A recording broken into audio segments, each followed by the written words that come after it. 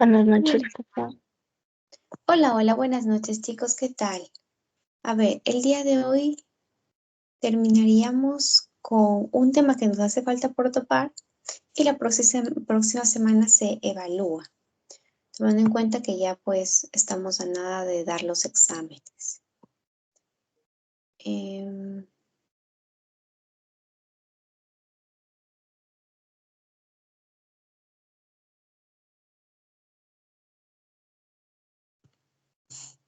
bueno, voy a compartir acá. Ay, Dios, ya no veo. Mm,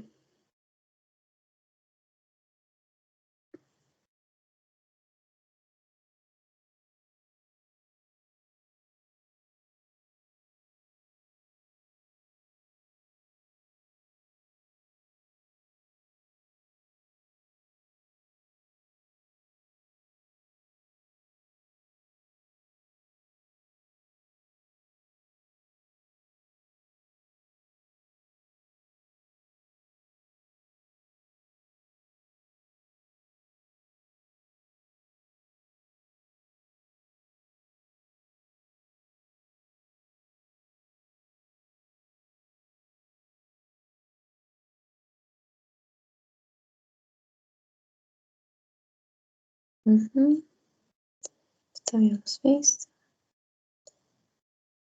Fin de pene, ok.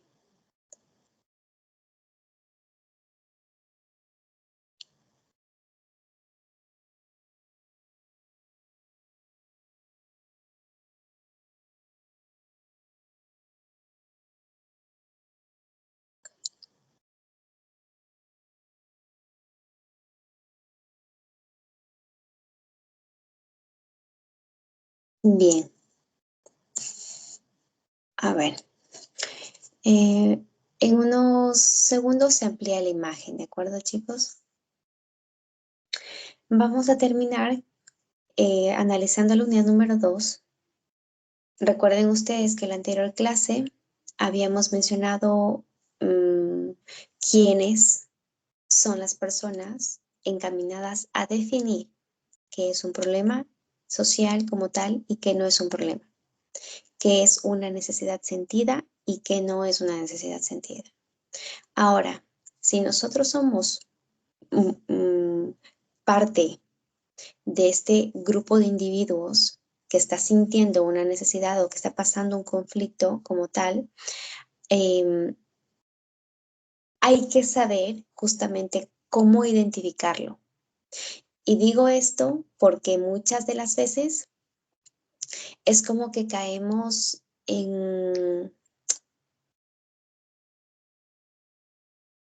yo diría que como en culpabilizarnos el momento en el que no tenemos bastante claro qué variables nomás son aquellas que están interviniendo para poder identificar un problema como, como problema social.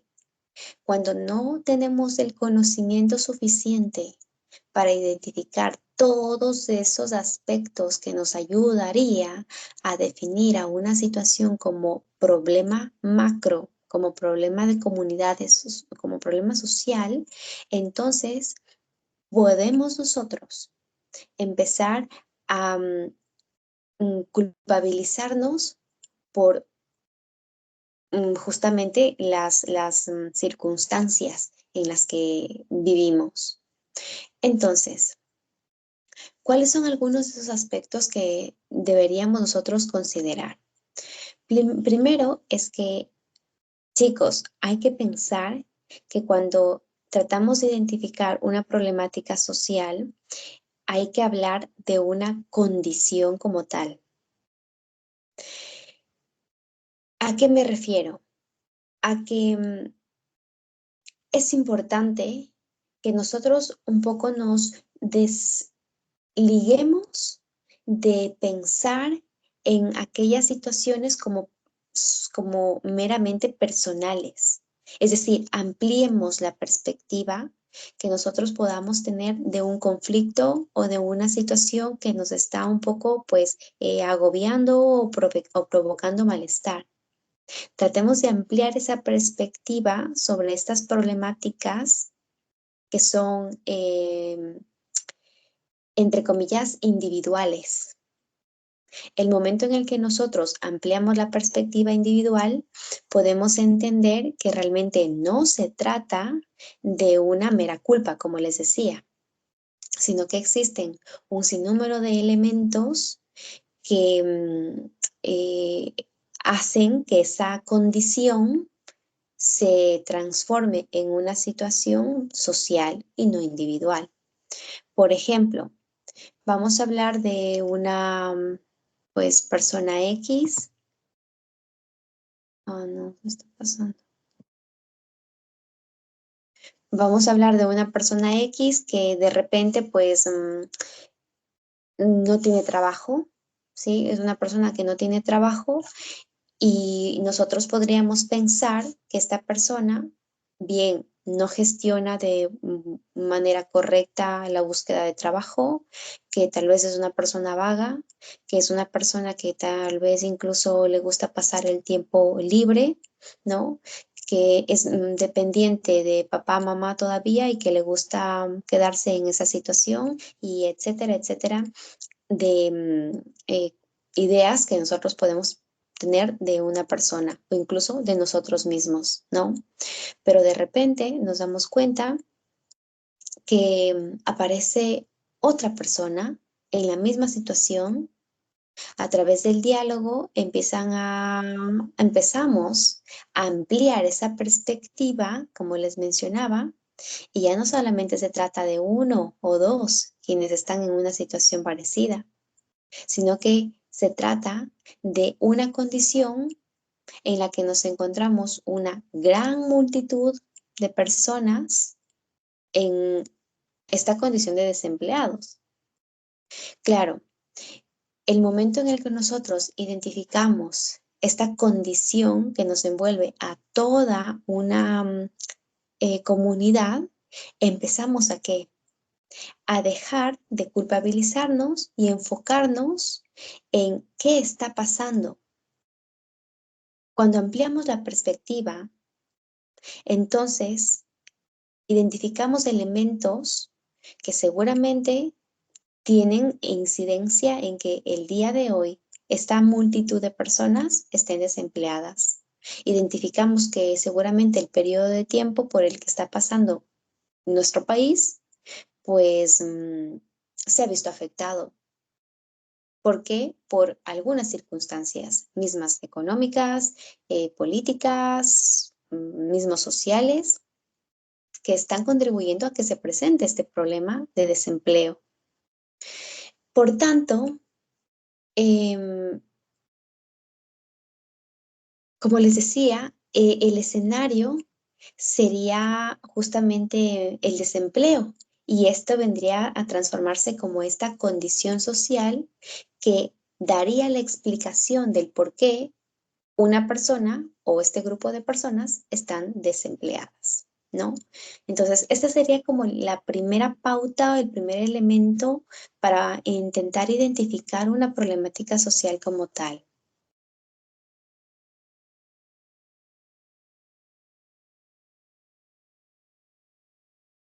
Siguiente aspecto,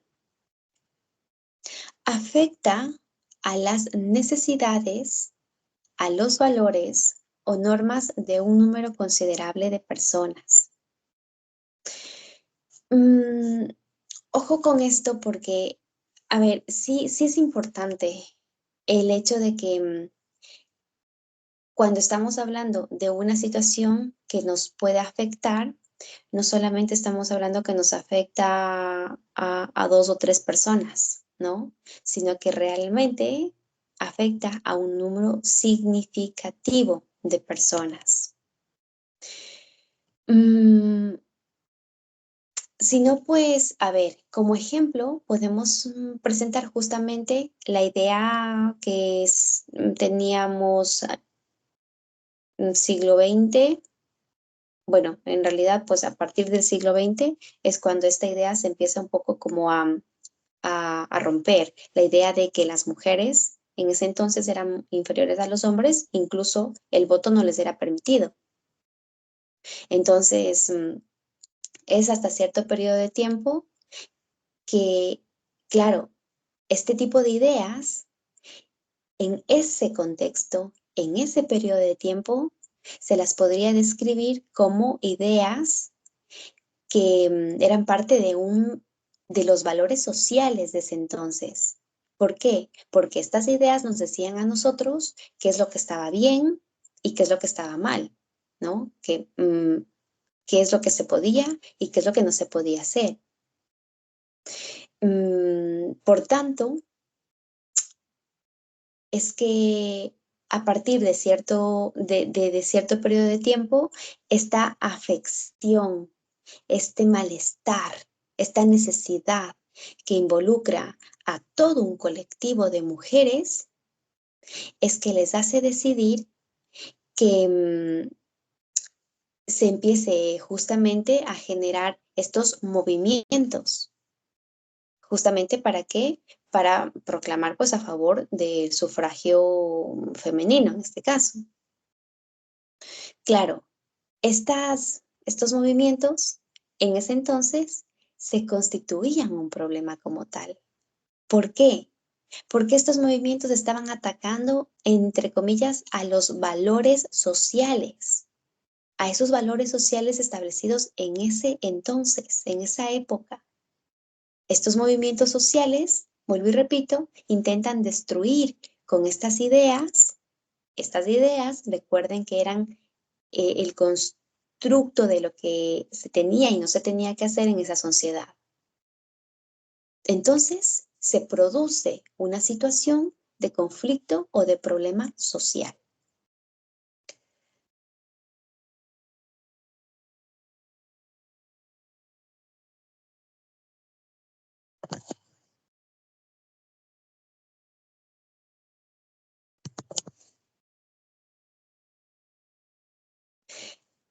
Ah, ya sé.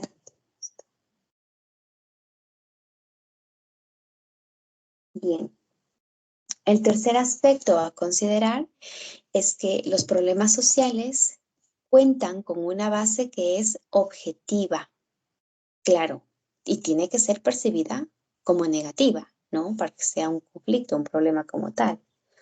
A ver, en este sentido, es necesario que nosotros sepamos diferenciar em, lo que se constituye como objetivo y como subjetivo.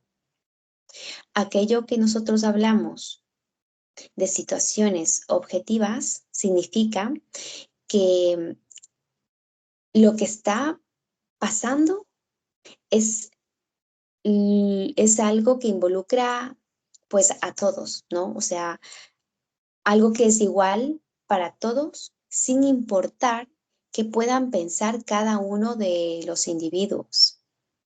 ¿Por qué? Porque la parte del raciocinio y del pensamiento, eso ya se vuelve subjetivo. La parte objetiva es aquello que está pasando y que envuelve a todos.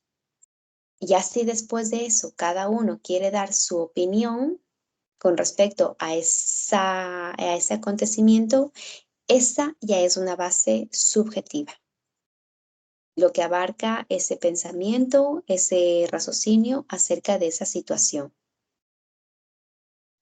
Mm, Entonces, cuando nosotros estamos pasando, todos estamos pasando por una situación que nos está provocando malestar, sufrimiento, que vemos que son actos injustos, hablamos de una problemática, pero con una cobertura macro, ¿no?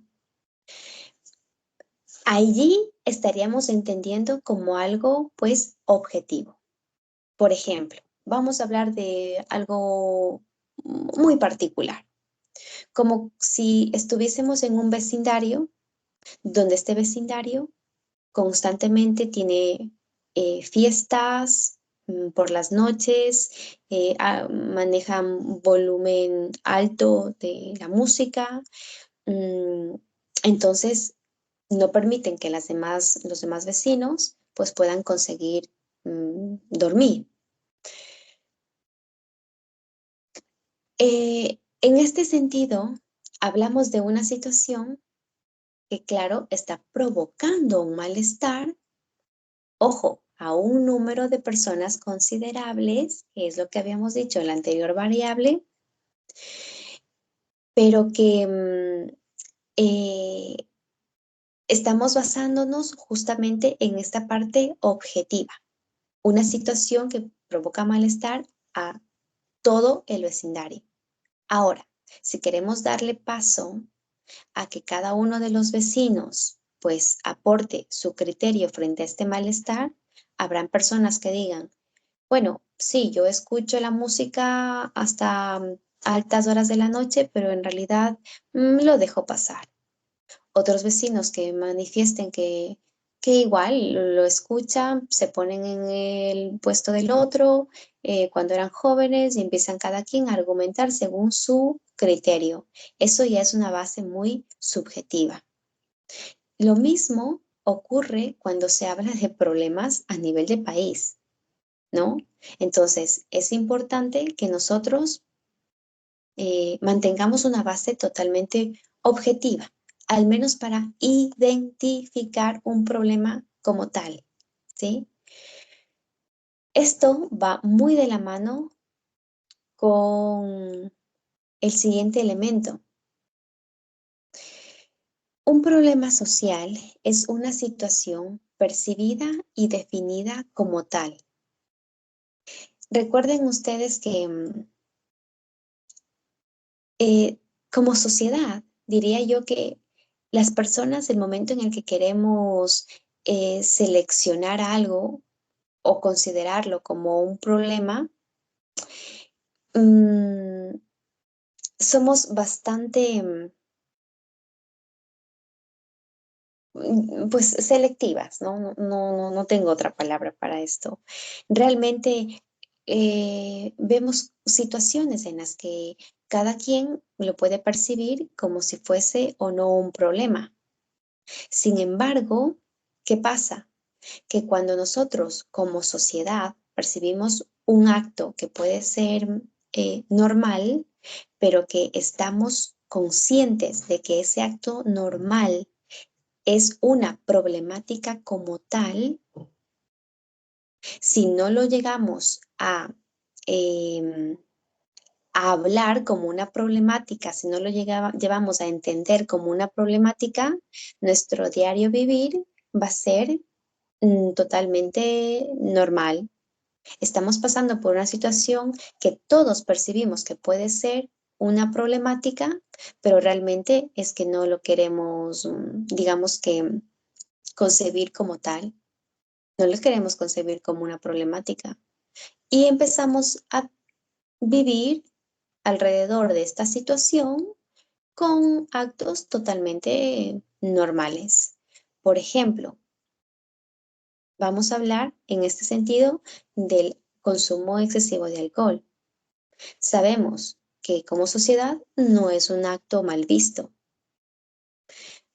pero a ver, si incluso la OMS a través de sus estudios nos muestra la cantidad significativa de muertes al año que se obtiene por el consumo excesivo de alcohol. Entonces, ¿por qué en la sociedad lo perciben como si fuese realmente esto un acto totalmente normal? Claro, y sumado a esto, tenemos el respaldo legal, ¿no? Porque es un consumo pues totalmente legal. Entonces, este se vuelve una situación en la que estamos percibiendo un acontecimiento que no es nada beneficioso para la sociedad, pero no lo vamos a definir como un problema.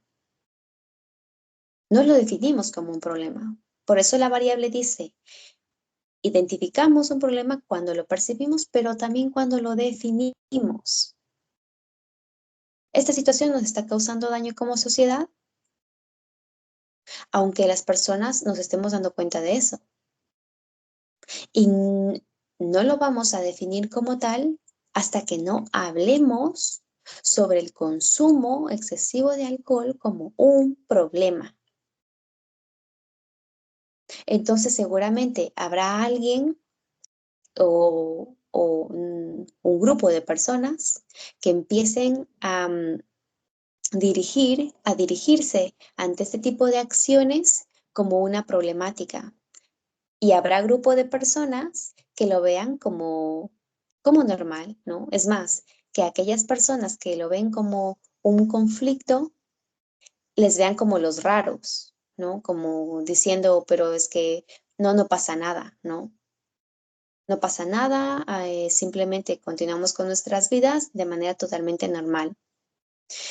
Por lo tanto, podríamos empezar justamente ampliando esa perspectiva de la variable uno de la que habíamos hablado, ampliando esa perspectiva individual para empezar a preocuparnos por estas situaciones y definirla como un problema propiamente dicho.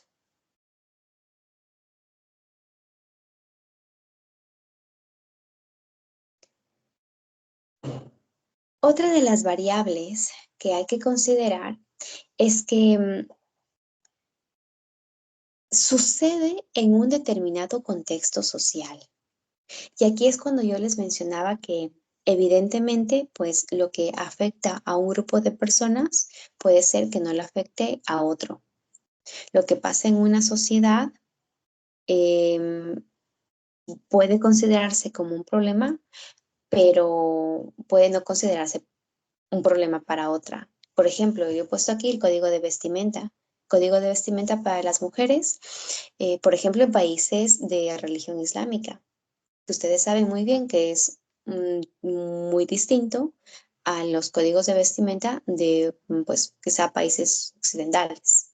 Entonces, las mujeres que llegan a incumplir este código de vestimenta eh, podrían sufrir algunos castigos, castigos incluso hasta severos, pero en otros países, pues las mujeres tienen una mayor libertad justamente para elegir la forma en cómo quieran vestir. Entonces, social, el contexto social les lleva a identificar un problema como tal. Claro, conforme va evolucionando, conforme pasa el tiempo, este contexto social muchas veces cambia, evoluciona y por tanto los problemas sociales también van variando. Y digo esto porque, bueno, pues otro de los ejemplos que podemos poner es cuando hace mucho tiempo el consumo del cigarrillo era un acto bien visto, o sea, era parte de una buena imagen. Incluso hasta había cigarrillos de niños, de dulces, un poco para identificar este acto como algo aceptable, totalmente aceptable. Vuelvo y repito, conforme va pasando el tiempo, estas circunstancias, esta forma de mirar a los actos, los elementos que nos envuelven y que nos permiten desarrollarnos, cambian. Por tanto, las problemáticas sociales también se modifican en el tiempo. Otra de las variables que hay que considerar es que son percibidos como problemas por personas con influencia sobre las masas. Esta es una realidad. Esta variable es una realidad. Sin embargo, recuerden ustedes, habíamos visto ya en anteriores ocasiones que el tema del empoderamiento social pues nos permite a nosotros como individuos tomar decisiones incluso sobre aquello que nos afecta o no. Pero claro, ese hecho no deja de lado esta realidad que nos presenta en esta variable, que nos dice que cuando digamos que somos un grupo de personas quizá vulnerables o no específicamente vulnerables, sino quizá un grupo de personas minoritarios. Al ser un grupo de personas minoritarios, encontramos que se podría presentar un problema X en la sociedad, pero al no tener poder, al ser un grupo minoritario, al no tener esta influencia significativa, pues no sucede nada, no pasa nada.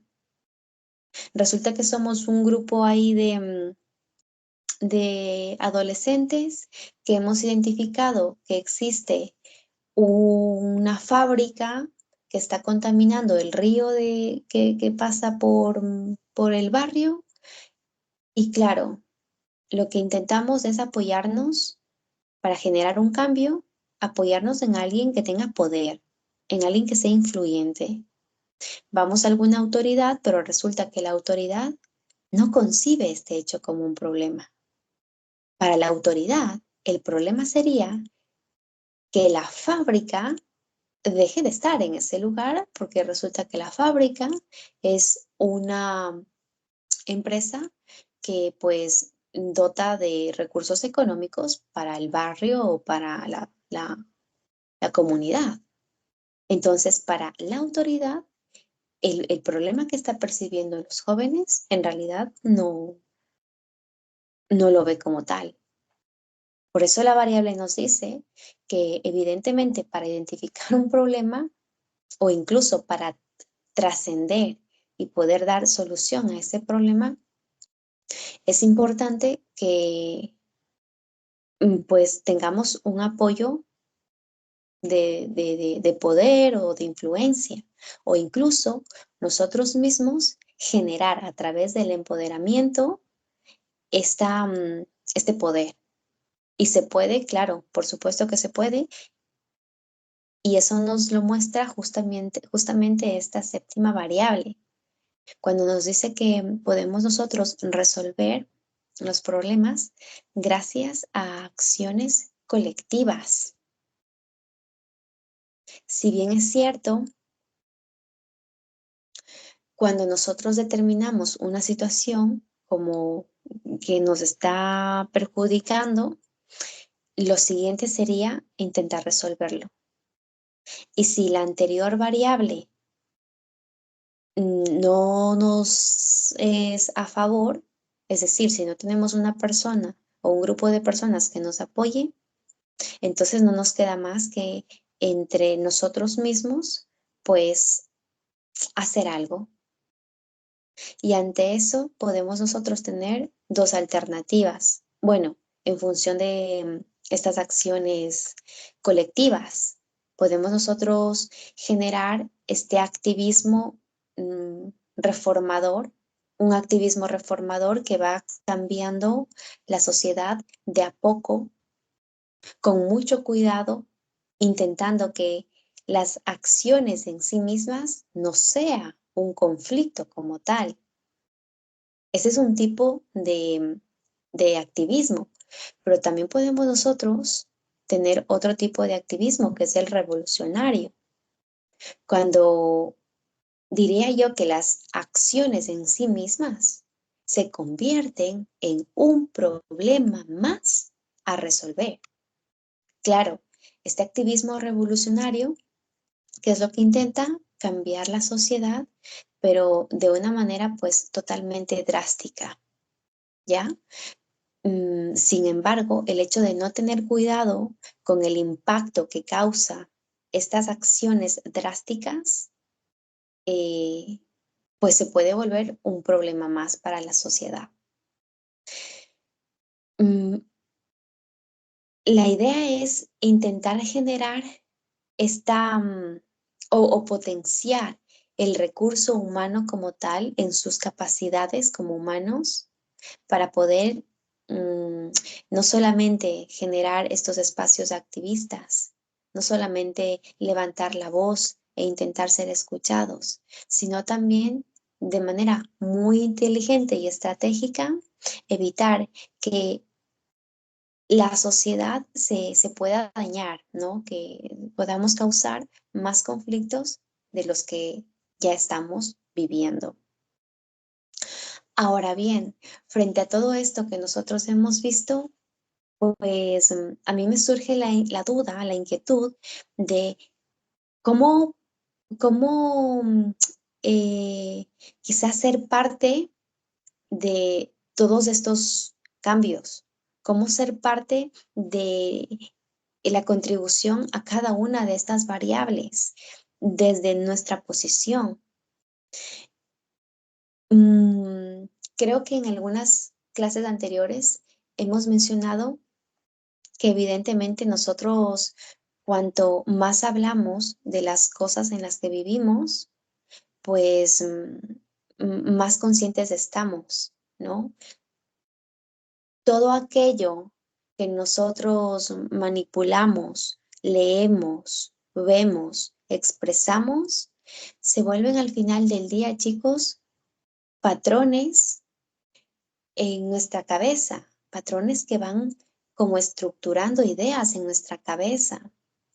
Entonces hay que prestar mucha atención a toda esa información que recibimos de cualquier estímulo que fuese, ¿no? Ya les digo, de lo que leamos, de lo que veamos, de lo que conversemos, de cualquier forma de estímulos que recibamos información. Hay que estar muy atentos, porque conforme pasa el tiempo, por eso es que caemos mucho en lo que hoy se titula la normalización, ¿no?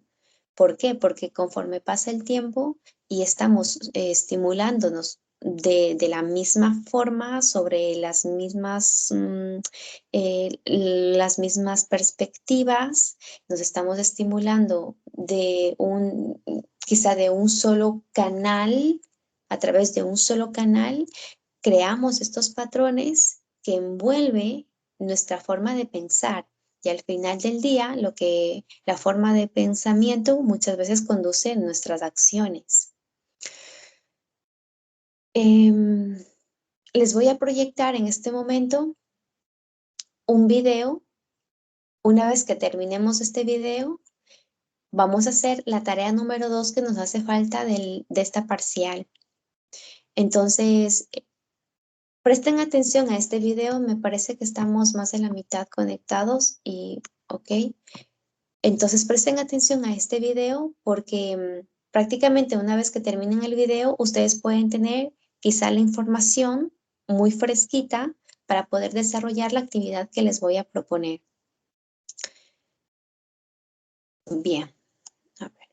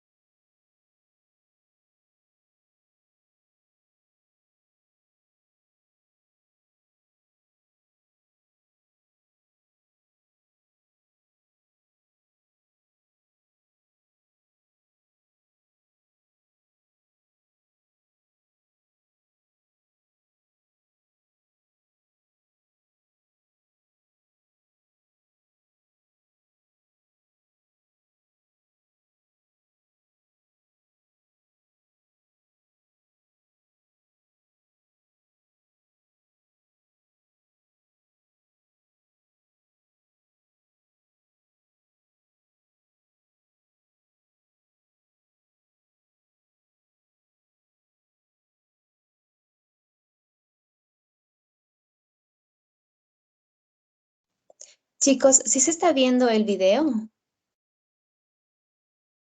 No, magíster. No, magíster. Oh, ¿y por qué no me han dicho nada? Pensamos que lo estaba preparando.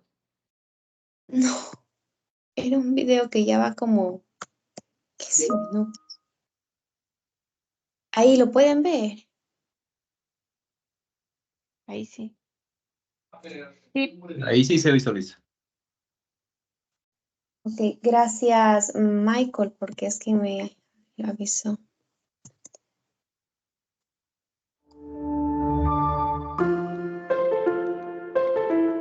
Soy Elizabeth Clapés, psicóloga y creadora de contenido y escritora de Hasta que te caigas bien y Querida yo. Hola Elizabeth, Hola. mi nombre es Isabel, soy directora de Recursos Humanos y madre de 2 hijos de 18 y 15 años. Encantada. Hoy más que nunca sabemos lo importante que es conocernos, qué queremos y qué no, pero muchas veces nos causa ansiedad y preocupación. ¿Cómo podemos manejar esta ansiedad ante situaciones que nos desbordan? Yo creo que lo principal es entender que la ansiedad es la alarma, pero no el incendio. En el sentido de que en muchas ocasiones viene a decirnos, de alguna manera, como puede, que algo no va bien, que hay un trabajo que nos está afectando para mal, que nos estamos relacionando con alguien que nos está generando malestar, que hay una decisión que tenemos que tomar y no somos capaces. Cualquier cosa que nuestro cuerpo nos está intentando decir que nos está haciendo daño. Y como siempre digo yo, el cuerpo habla y si no lo escuchas, grita. Y si no le haces caso, va a gritar tan fuerte que no te va a dejar escuchar otra cosa. Entonces, lo primero es prestar atención a qué nos está diciendo nuestro cuerpo y por qué. Sí que es verdad que hay en muchísimas ocasiones en las que nos encontramos mal, estamos tristes, tenemos ansiedad por situaciones que no podemos cambiar. Y es que a veces la vida se pone muy fea. La vida a veces se pone muy fea. Yo como psicóloga he visto muchísimos casos de personas que he pensado, Dios mío, lo que está viviendo esta persona es que es imposible pedirle, no, escucha tu cuerpo, a ver qué te dice. Bueno, ¿qué me dice? Me dice que me encuentro mal, me dice que estoy triste, me dice que me ha pasado algo espantoso, que no puedo hacer nada. Entonces sí que es verdad que a veces la vida pasan cosas y madres que pierden a un hijo, hombres que se quedan viudos de manera inesperada, enfermedades. A veces la vida te deja fuera de juego. Escucha tu cuerpo porque quizá necesita que pares, que te recuperes, que te dediques tiempo a ti, que pidas ayuda profesional. Pero más allá de estas situaciones, que yo creo que todos las hemos vivido, yo creo que si miramos atrás, todos recordaremos un momento de nuestra vida que tiene fecha y hora y que está ahí marcado, momento en el cual pensamos, yo de esta no salgo, y salimos, y estamos aquí. Entonces es importante recordar que todos hemos pasado por situaciones de yo de esta no salgo. Yo recuerdo cuando yo tenía 13 años que mi padre se suicidó y cuando mi familia me tuvo que dar esta noticia, claro, darle una noticia así a una niña de 13 años que toda su vida es su padre es algo complicadísimo. Y yo recuerdo que en aquel momento pensé, se acabó. No hay nada después de esto. Si la vida me ha quitado a mi padre, después de esto me niego a pensar que yo voy a seguir viviendo. No lo veía, no veía nada más. Y mira que me han pasado cosas feas en la vida, pero es un golpe tan fuerte que a mí no me podías venir a aquel momento a decir estos ataques de pánico, estos ataques de ansiedad, esta depresión que vas a tener, escucha tu cuerpo, a ver qué te pide, ser resiliente, vas a salir mejor después de esto. A mí nadie me podía venir a decir eso. Entonces hay que admitir y hay que entender que hay situaciones en la vida que te dejan fuera de juego, pero también hay que aprender a mirar atrás y darnos cuenta de que todos hemos vivido situaciones así, algunos más, otros menos, otros casi ninguna y otros de repente 15 de estas situaciones. Pero una vez miras atrás y te das cuenta de que sí, en un momento lo pensaste que no podrías salir, pero saliste, creo que te das cuenta de que el ser humano es maravilloso. A mi parecer, como psicóloga, como profesional y como persona, he podido ver que el ser humano es resilientemente increíble. Es increíble. He visto a personas recuperarse de situaciones que parecían imposibles y lo hacen. Pero más allá de las situaciones que no podemos cambiar y que nos suceden y punto, y sobrevivimos como podemos y de las cuales salimos a rastras, hay situaciones que sí. Hay situaciones que sí vale la pena escuchar a nuestro cuerpo y decirnos, ¿qué me pasa? ¿Por qué tengo ansiedad? ¿Por qué cada vez que voy a trabajar, antes de entrar al trabajo, me encuentro mal? ¿Por qué cuando acaban las vacaciones, en los últimos 3 días de vacaciones, empiezo a tener taquicardias, empiezo a tener ganas de llorar? ¿Por qué mi cuerpo me está diciendo esto? Que yo voy al trabajo y luego cuando vuelvo a casa siento alivio, pero por la noche otra vez sé que por la mañana, cuando me levante, tengo que volver a este sitio de trabajo. O ¿por qué yo era feliz antes de conocer a esta persona y desde que esta persona forma parte de mi vida no estoy bien? Tengo ansiedad, tengo inseguridades. He llegado a preguntarme cosas que nunca pensé que me preguntaría, que no encajan conmigo. Me estoy comportando de una manera que no me representa. Entonces, vale la pena prestar atención a lo que nuestro cuerpo nos dice y, sobre todo, respetarlo. Porque si tú lo escuchas y no haces nada al respecto, no sirve. Pero hay que ser un poco valiente a veces y tomar decisiones que quizá en el momento no te apetecen, pero que tu cuerpo te está pidiendo por favor a gritos que tomes. Todos nos hemos sentido culpables por cosas que hemos hecho o dicho, e incluso que hemos dejado de hacer o de decir. ¿Qué nos pueden enseñar la culpa y los errores? La culpa nos enseña responsabilidad. La responsabilidad de no volver a cometer los mismos errores. Pero yo creo que todos cargamos con culpa de algo, está bien, no pasa nada. Todos tendremos noches que hemos alargado sin dormir hasta las tantas de la mañana pensando en aquello que dijimos aquel día, lo que debieron pensar los demás cuando lo dijimos, cómo ha afectado a la imagen que tenían estas personas de nosotros. Y estamos a veces dándoles vueltas de manera incluso obsesiva a cositas que hicimos hace tiempo, ¿no? Y cómo los demás se las tomaron. Pero es que los demás están ocupados con lo mismo, pensando en cositas que hicieron en su día y cómo los demás nos las tomamos. Al final, esto es la vida, esto es lo que hay. No vives con un manual de instrucciones, metes la pata, la cagas. Y hay que ser valiente y responsable como para admitirlo, no volver a repetirlo, porque en eso consiste pedir disculpas, arrepentirse, no volver a repetirlo. Si tú pides disculpas por un error que has cometido y lo vuelves a cometer, estás manipulando a la otra persona. Entonces, si has cometido un error, lo que tienes que hacer es tomar responsabilidad, asumir, no tirar balones fuera, asumir que lo has hecho, aceptarlo y pedir disculpas. Si la otra persona acepta tus disculpas, estupendo. Pero si no las acepta, también lo vas a tener que respetar. No tiene por qué perdonarte. Yo recuerdo a un amigo mío que fue infiel a su pareja y habían pasado 6 años y él cada vez que contaba esta infidelidad lloraba. Lloraba no de manera abrumadora, sino que se le caían las lágrimas. Y él te decía, no, ella me perdonó, pero yo no puedo, o sea, sí me perdono, pero no puedo no hablar de este tema, no puedo hablar de este tema sin que se me caiga una lágrima por el dolor que le causé a esta persona. Me parece precioso, me parece maravilloso que tú recuerdes con dolor el dolor que causaste, que eso obviamente no te impida llevar una vida funcional. Pero los errores están para eso, para que nos hagamos responsables y no los repitamos, evidentemente, pero bueno, sí, que nos duela el dolor que hemos causado. Luego hay otro tipo de culpa que carga mucho y que yo veo muchísimo en pacientes y es la culpa por haber aguantado según qué. Ya no es la culpa por lo que yo he hecho, sino por lo que he permitido que me hicieran a mí. ¿Vale? Esta culpa pesa muchísimo cuando estamos vinculados a una persona que nos hace daño, un amigo, una familia, o sea, un familiar, una amistad, una pareja, sobre todo una pareja. Yo como terapeuta de pareja es lo que más veo.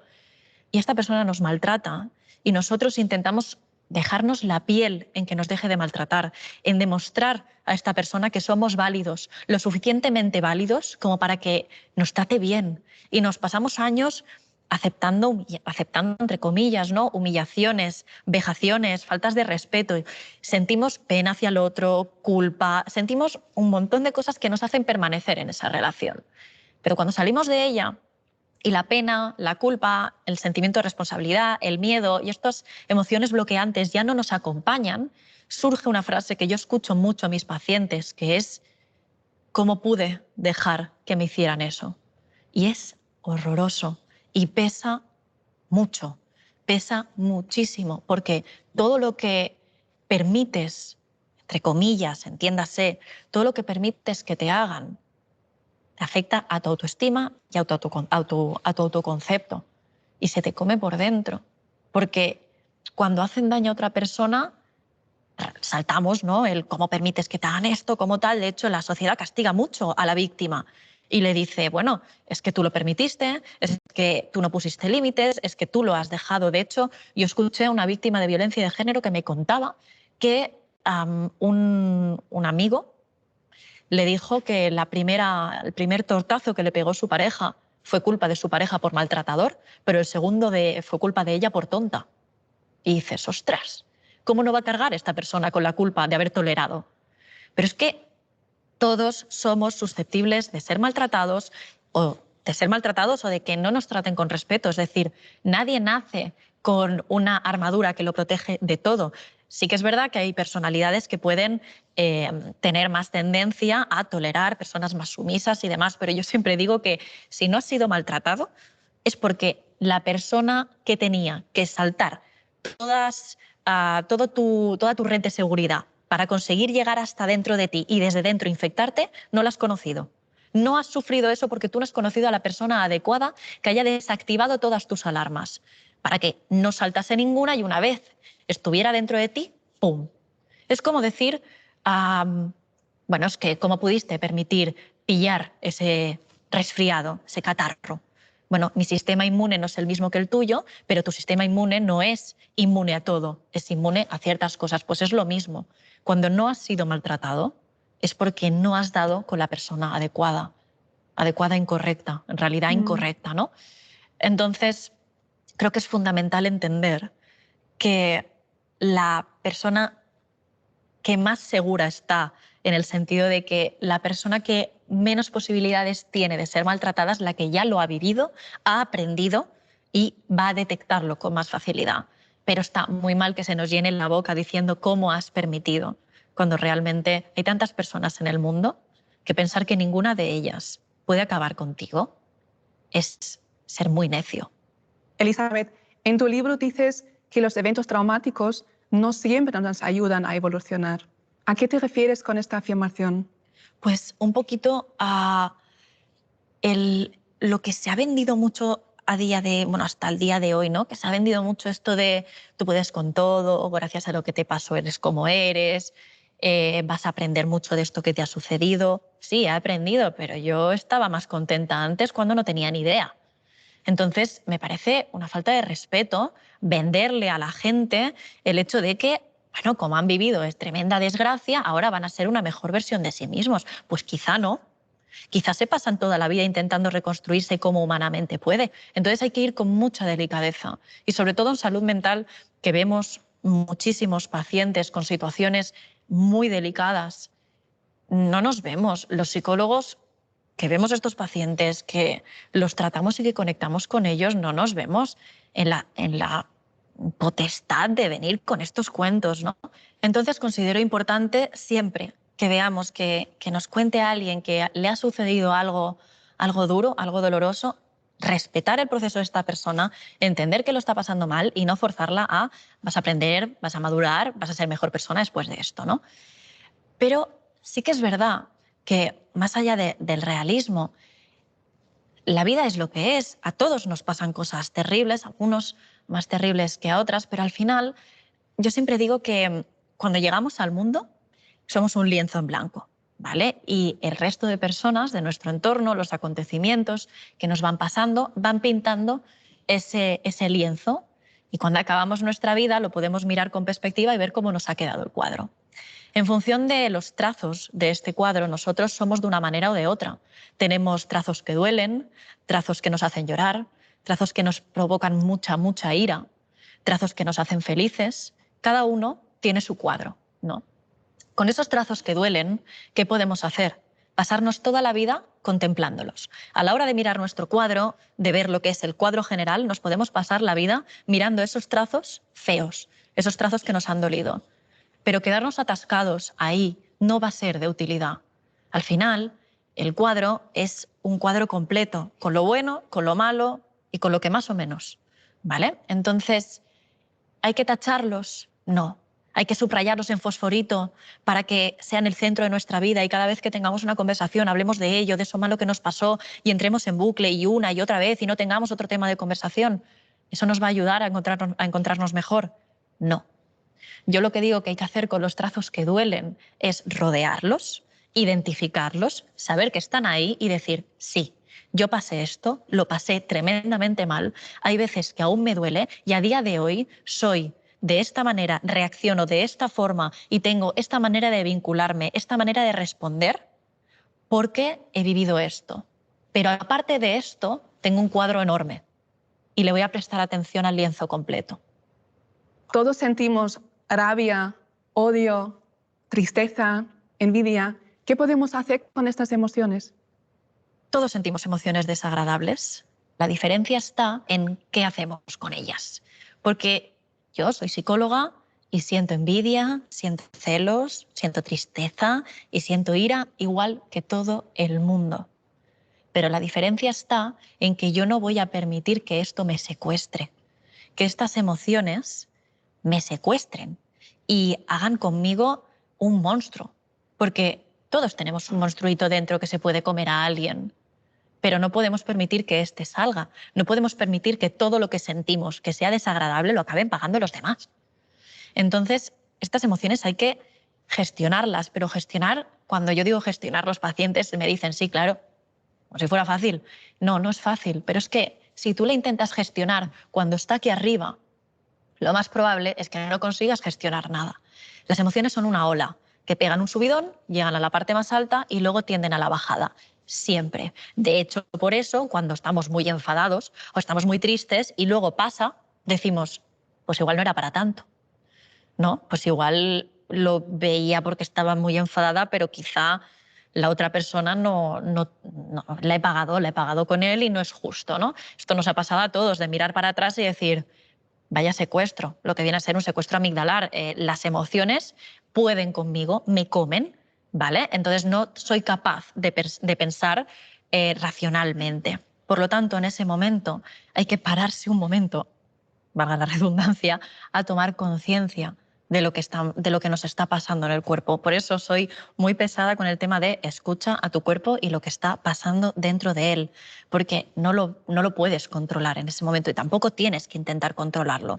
Entonces, yo a mis pacientes siempre les digo, háblate a ti misma, de manera informal, escúchate y dite, tía, te estás poniendo tremendamente nerviosa, te estás enfadando muchísimo y como sigamos por aquí y te permitas el lujo de responder a la otra persona tal y como tú te estás sintiendo, vas a hacer daño al otro y después vas a tenerle que pedir disculpas y además vas a tener que perdonarte a ti misma por lo que has hecho o dicho. Por lo tanto, respétate y quiérete lo suficiente como para ponerte un límite en ese momento y no permitirte comerte a la otra persona, que ese monstruito que todos llevamos dentro no se coma a la otra persona, porque querer también es eso, impedir que la parte mala que llevamos todos se coma a la persona a la que queremos. Entonces, después de este secuestro tomaremos las decisiones que tengamos que tomar, pero serán mucho más racionales. Y yo creo que también es importante tener en cuenta que hay que ser inteligente. ¿Cuántos de nosotros hemos actuado con el subidón emocional y después hemos dicho, madre mía, la que he liado? Incluso hay veces que tú estás en ese subidón y tú sabes que no tienes del todo razón con lo que estás discutiendo, tú sabes que se te está yendo de las manos, pero aún así estás tan enfadada que lo dejas ir. Hay algo dentro de ti que te dice, venga, va, tú sigue con el drama. Pero no, realmente es cero inteligente hacer esto, porque te estás perjudicando tú, estás perjudicando al otro y luego vas a tener que pedir disculpas, como he dicho, y perdonarte tú, porque eso también existe.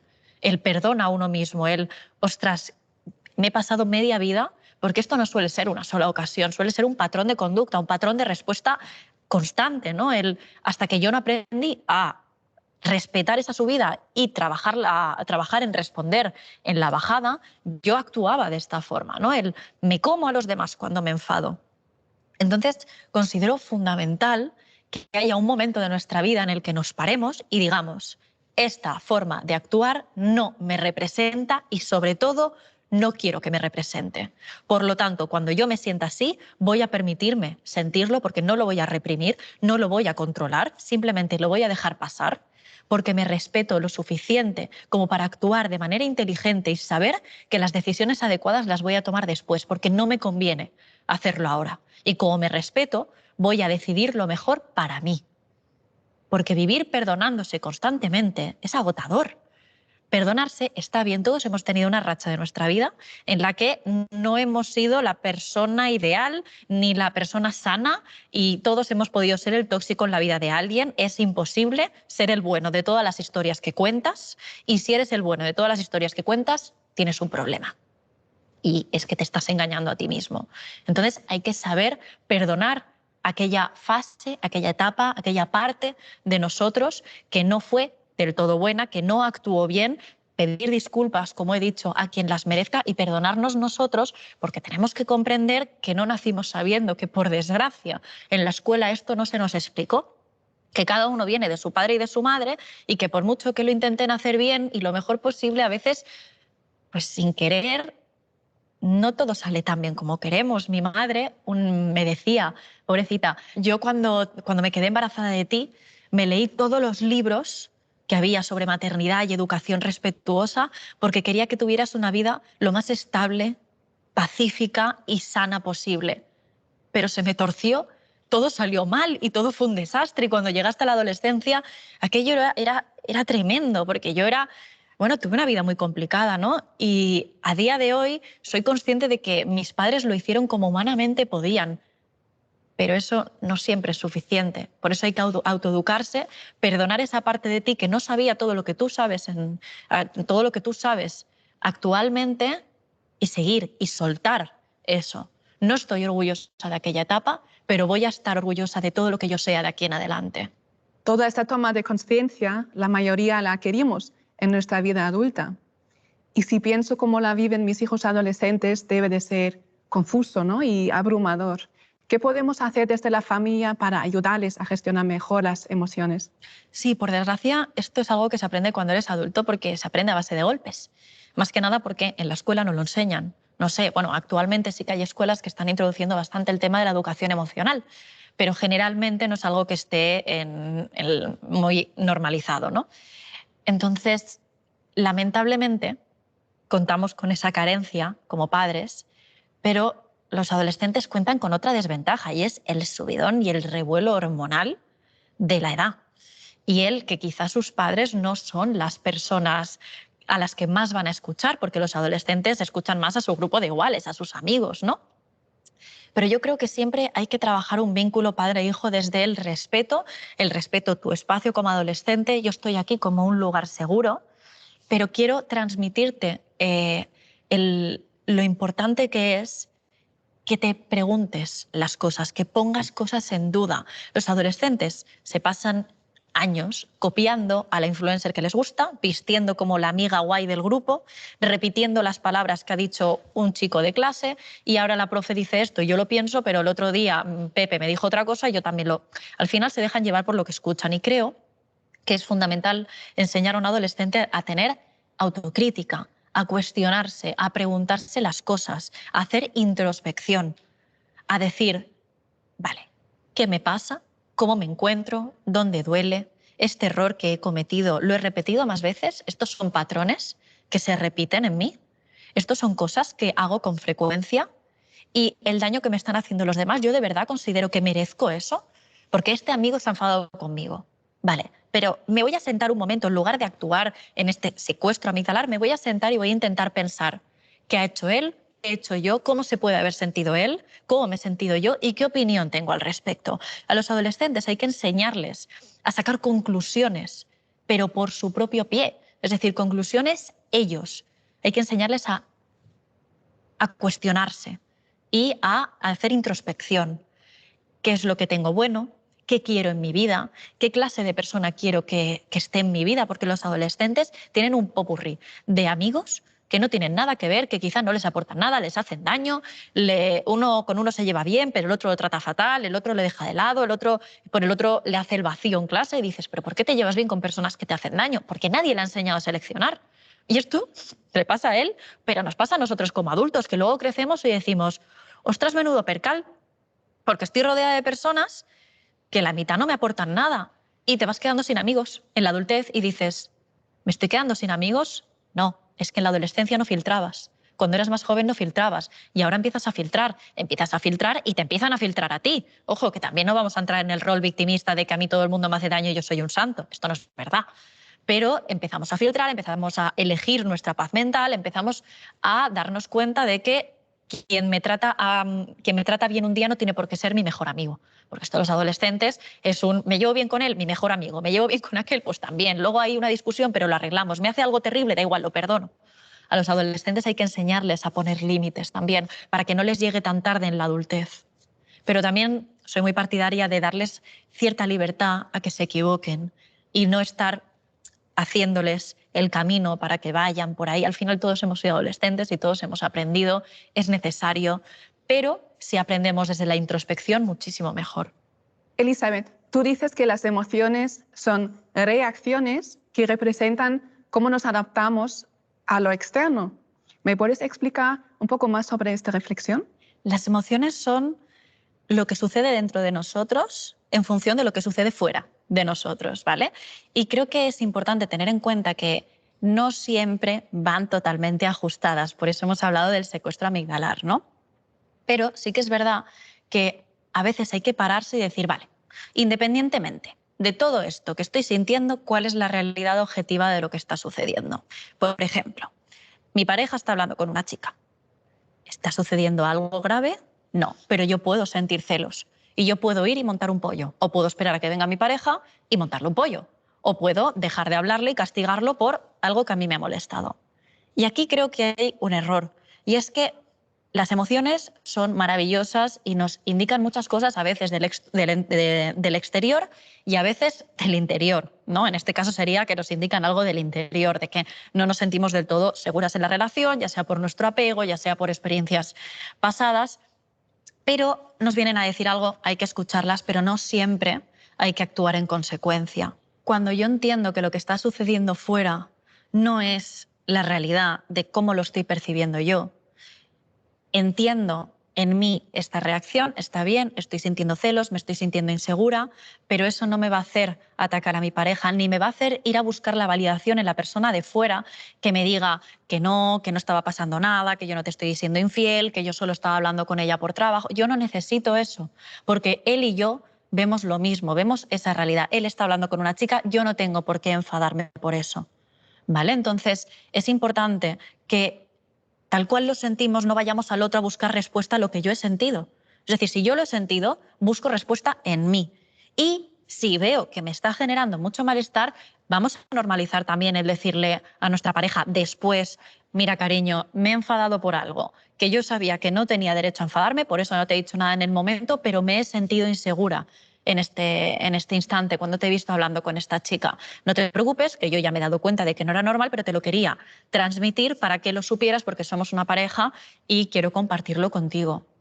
Entonces sí que considero que es importante validarse y interpretar adecuadamente, más allá de todo lo que sentimos, el exterior, para también poder ser conscientes cuando hay personas de fuera que intentan hacernos sentir de determinadas maneras pequeños, maltratados. Es decir, si estamos siempre buscando validaciones fuera, en lo que nos dicen los demás, nos van a manipular, porque en muchas ocasiones nos vamos a encontrar con personas que nos giren la tortilla. Entonces, poner en pausa todo, pensar, vale, yo qué estoy viendo y yo qué entiendo. Y a partir de aquí, ¿qué voy a interpretar? Porque hay personas que nos hacen sentir pequeños, que si tú buscas la validación en una buena persona, genial, pero si la buscas en la persona equivocada, ¿qué? Tú tienes que tener un eje dentro de ti inamovible. Bueno, inamovible tampoco, ¿no? Pero casi inamovible, que te diga esto sí, esto no, esto lo toleras, esto no. Piensa y cómo interpretas el exterior, ¿no?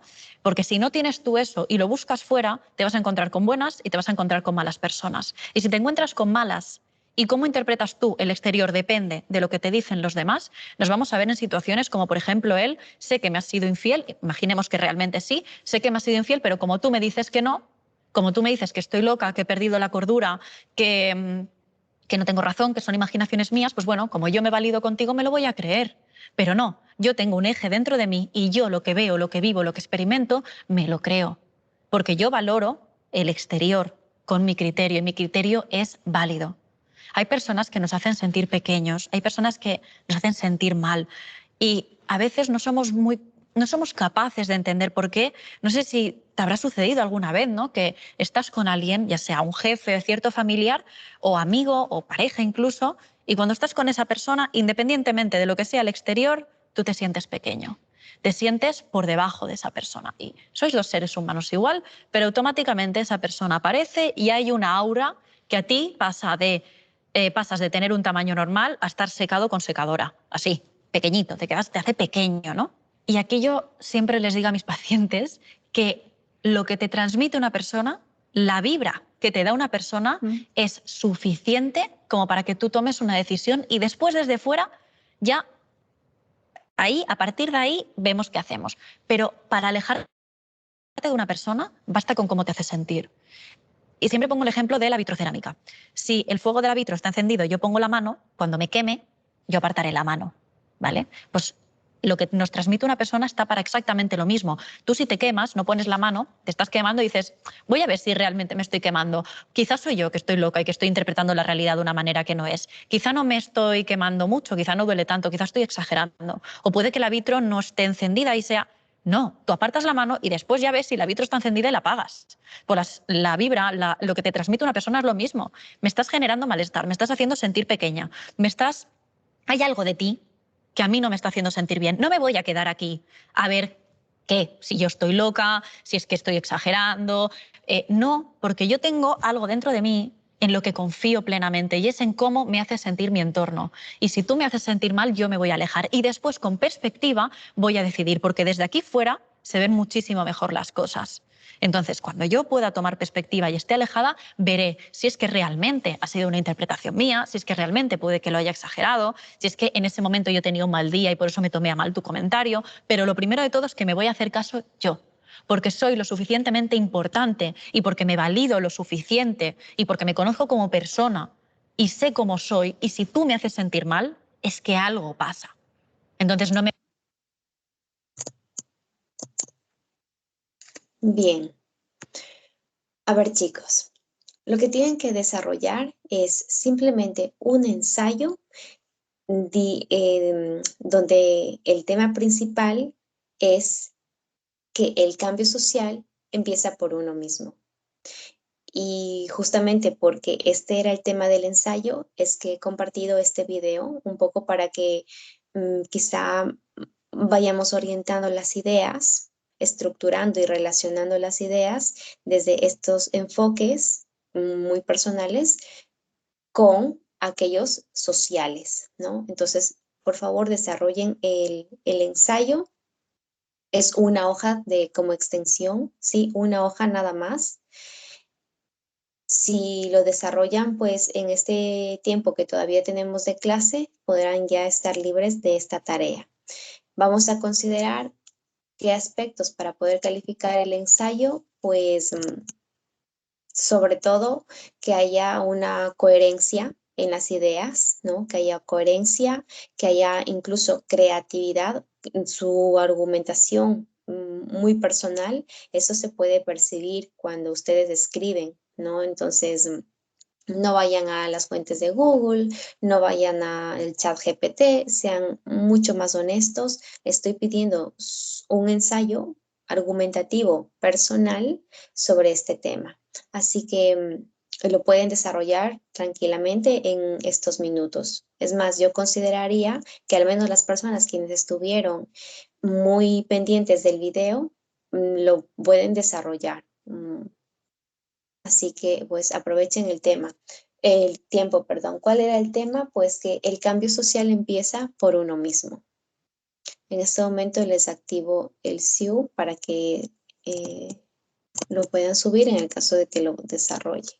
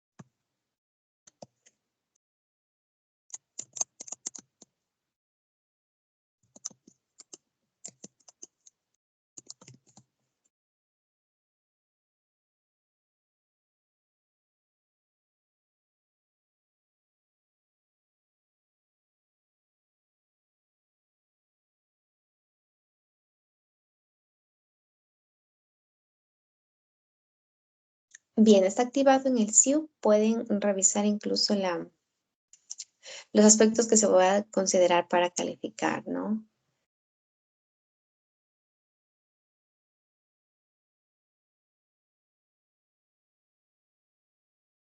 Profe, buenas noches. ¿Hasta qué horas podemos montar este ensayo? Este ensayo, al ser una tarea, pues tienen hasta el día, les he dado 3 días para que lo puedan desarrollar. Magíster, Gracias, buenas profe. noches. Una consulta, ¿de cuántas palabras mínimo máximo tiene que ser el ensayo? Es una hoja. Ah, ya, ok. Sí, es un Gracias, ejercicio magíster. que he pedido, una hoja.